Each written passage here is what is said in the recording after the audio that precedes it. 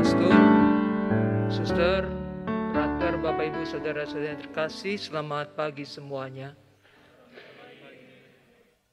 Hidup kita tidak jauh dari apa yang namanya garam. Bayangkan kalau kita makan tanpa garam, nggak ada rasanya, hambar. Tetapi kalau misalnya nasinya hangat, gitu ya, terus makannya pakai tangan, ya, dikepal-kepal, ya, terus ada ikan asin di situ, ya, dimakan, ya, dengan ikan asin dengan nasi yang dikepal-kepal, ya, itu bisa nambah makanan, ya. Ada orang yang, ya, kenapa? Nikmat rasanya, ya, meskipun cuma ikan asin aja, lalu nasinya panas-panas, dikepal lagi pakai tangan, jangan pakai sendok. Kalau pakai sendok kurang nikmat, ya kan? Kalau pakai tangan itu ada tambahannya, ya, nggak tahu. Ada ini enak makannya, ya, bisa makannya enak, ya. Ikan asin. Belum lagi ada makanan-makanan yang khusus memang dibuat dengan garam, ya. Kalau di Kalimantan itu ada yang namanya tempoyak, ya. Oh, enak sekali tempoyak itu, ya. Tempoyak itu buatnya dari duren, ya, lalu dikasih garam, lalu difermentasi. Itu ada ikan asinnya, ya, lalu ada nasinya hangat, ya, langsung pakai tangan itu makan, itu enaknya itu katanya sampai lepas telinga, ya, sampai ke ubun-ubun, ya, sampai kata. Belum lagi ada yang namanya pekasam, ya, di Kalimantan tuh ada yang namanya pekasam, ya, itu daging dikasih garam, ya, enak luar biasa, ya. Dan dulu waktu zaman Yesus itu belum ada freezer, ya. Belum ada kulkas, ya. Belum ada juga bumbu-bumbu sekarang, sekarang kan ada bumbu ini, bumbu itu, ya. Ada juga macam-macam. Dulu tuh belum ada. Maka garam itu sangat penting, ya, pada zaman dulu sampai zaman sekarang. Untuk apa? Memberi rasa kepada makanan, ya. Membuat makanan itu lebih nikmat, ya. Dan kedua, mengawetkan.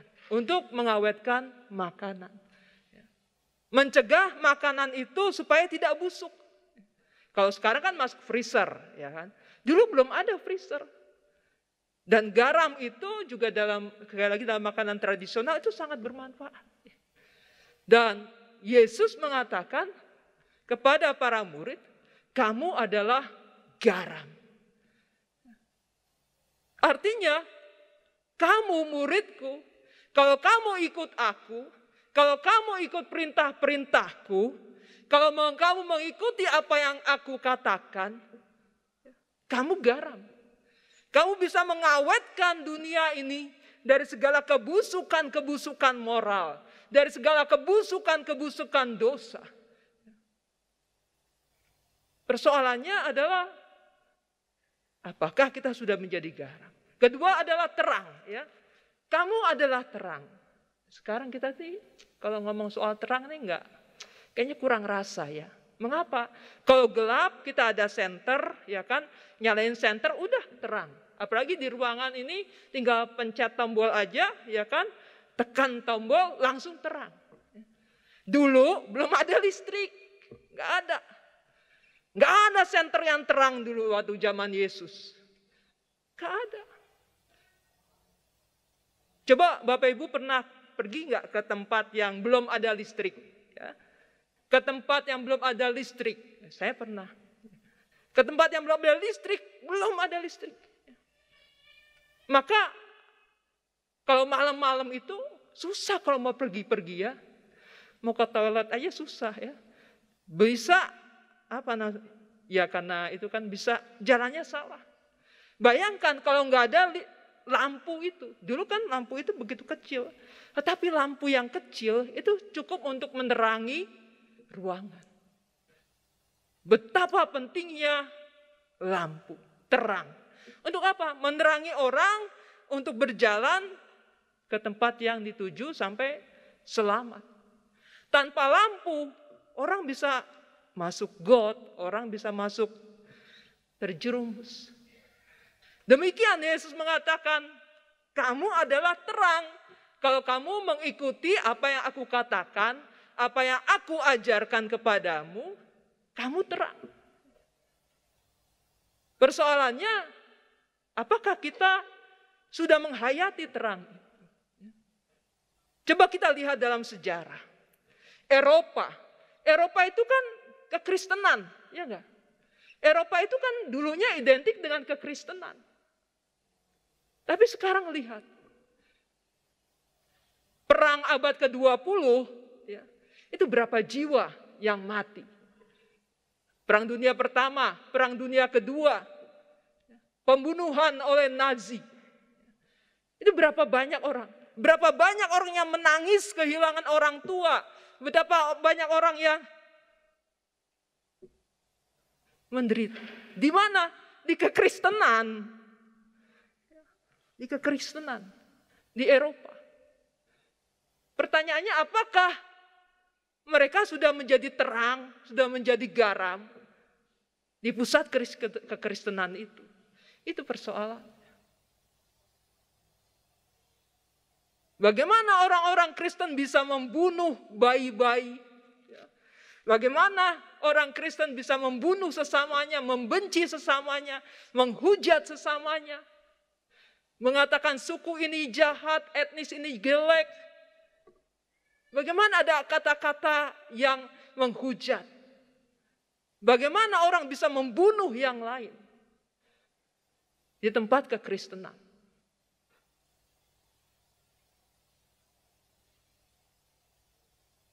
Apakah kita pernah berpikir, di mana garamnya, di mana terangnya? Di pusat kekristenan. Orang Kristen itu kan, Eropa itu kan. Perang dunia pertama, perang dunia kedua. Di mana garamnya, di mana terangnya?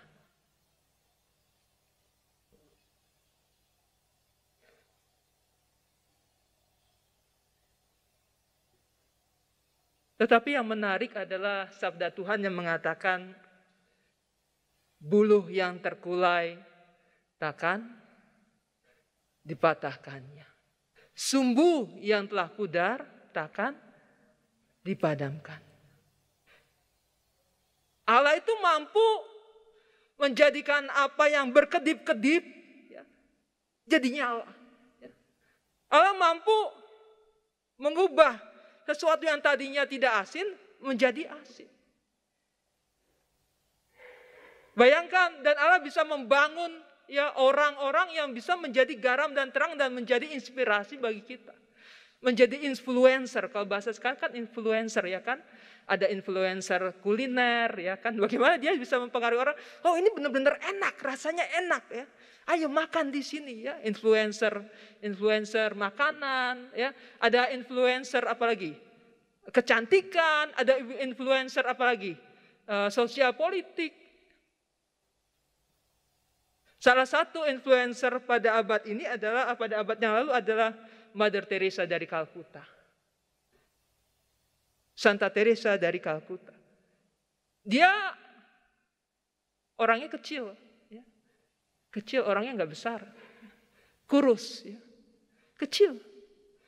Tetapi dia disebut oleh Sekjen PBB pada saat itu disebut the most powerful woman in the world. Orang yang terkuat, wanita yang terkuat, dan majalah Time itu menyebutnya sebagai the living saint. Ya. Jadi masih hidup dibilang orang yang kudus. Dan dia memulai karyanya. Berapa jumlah uang dia punya? 5 rupiah. Hanya 5 rupiah. Berapa itu ya? 1 rupiah berapa rupiah ya? Sedikit, jumlahnya sedikit. Tetapi Allah bisa bekerja melalui dia. Sehingga dia bisa menjadi garam dan terang bagi dunia. Dan yang menarik adalah Mother Teresa ini selama 50 tahun. Dia tidak merasakan kehadiran Tuhan. 50 tahun dia mengalami apa yang namanya malam gelap. Tuhan gak hadir. Tetapi dalam situasi demikian, dia tetap mengatakan Allah itu kasih, Allah itu cinta, Allah itu mengasihi engkau. Meskipun dia tidak merasakan Tuhan. Kerap kali kita kalau nggak merasakan Tuhan udah seperti cacing kepanasan, ya nggak? Tuhan itu di mana? Kalau Tuhan tidak terlibat dalam hidup saya, Tuhan itu ada atau enggak. Udahlah saya enggak berdoa, saya meninggalkan Tuhan. Untuk apa ikut Tuhan? Makin lama ikut Tuhan makin banyak masalah. Tapi yang menarik adalah Mother Teresa ini 50 tahun tidak mengalami Tuhan. Dan ketika dia ditanya, seandainya saya menjadi orang kudus, saya adalah orang kudus dari kegelapan. Kenapa? 5 tahun gelap. 50 tahun gelap. Dan saya akan menerangi dunia ini dalam kegelapan hidup saya. Satu hal yang menarik yang dia ungkapkan bagaimana orang bisa menjadi garam dan terang dunia adalah perkataannya demikian. Ada ribuan orang miskin, bahkan jutaan orang miskin yang kekurangan makanan. Tetapi ada juga ribuan bahkan jutaan orang miskin yang tidak pernah merasa dicintai. Dan kekurangan terbesar, kelaparan terbesar adalah tidak mengalami pengalaman cinta itu. Di rumah gak pernah mengalami pengalaman cinta. Ya. Boro-boro dicintai. Dimarahin terus. KDRT mungkin ya kan. Gak setia. Ya.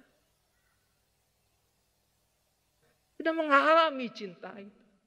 Dan yang menarik adalah Mother Teresa mengatakan, inilah panggilan kita, yaitu untuk mencintai orang lain. Kalau engkau tidak bisa beri makan 100 orang, beri makan 1 orang saja. Ya. Kalau engkau nggak bisa beri makan 100 orang, beri makan 1 aja. Kalau engkau tidak bisa mencintai semua orang, ya cintai dulu 1 orang. Mulai dari 1 orang. Dan mulailah dari rumahmu. Mulailah dari yang terdekat.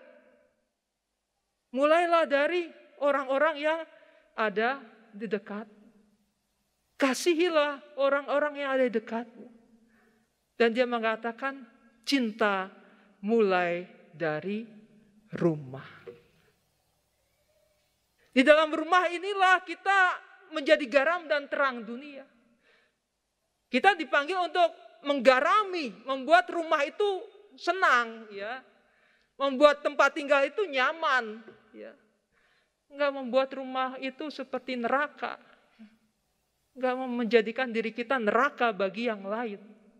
Tetapi menjadikan kita itu benar-benar garam dan terang untuk suami, untuk anak-anak, ya. Anak-anak untuk orang tua, anak-anak untuk mamanya, anak-anak untuk papanya, papa untuk mamanya, mama untuk papanya. Jadi garam, jadi terang mulai dari rumah sendiri. Dan kita diingatkan bahwa hidup kita ini berharga di hadapan Tuhan. Kita adalah garam dan terang dunia. Garam itu penting, terang itu penting. Dan Tuhan tidak mau kita tersesat. Tuhan mau kita menampilkan jati diri ini. Bapak Ibu, saudara-saudara yang terkasih, saya mau memberikan satu ilustrasi. 1 lembar 100.000. Ya. Kalau uang itu saya injak-injak, ya kan? Terus saya ambil, masih mau nggak uangnya? Mau. Kalau saya ludahin, mau. Mengapa? Berharga. Nggak mau dibuang.